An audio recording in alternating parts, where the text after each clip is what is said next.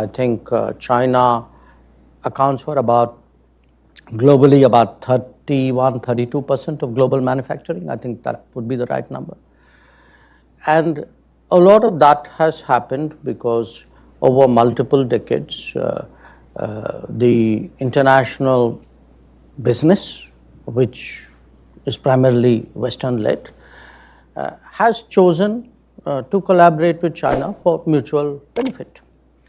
So today, for any country, if you are into any kind of consumption or even into any kind of manufacturing, sourcing out of China is something which is inevitable, because if you are consuming, if you are not manufacturing and consuming, that's probably where you get a lot of things the cheapest. And even if you are manufacturing, a lot of your components and your semi-processed materials, come out of there.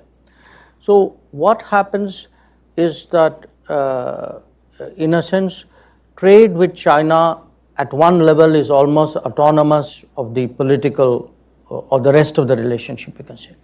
So I don't think it's just a question of numbers. You also need to look at what is it which you are trading, because there would be countries who would be more sensitive to their exposure.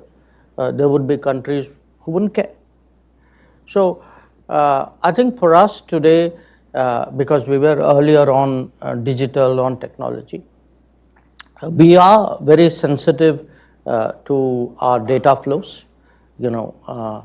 It's often, to me, a little perplexing that people debate so deeply how the data must be secured at home, but are less concerned about what happens when the data leaves your borders. So in a much more data sensitive world, in a much more technology sensitive world, I think it's important to look at what your exposures are, how do you mitigate it, how do you balance it, how do you diminish the risks.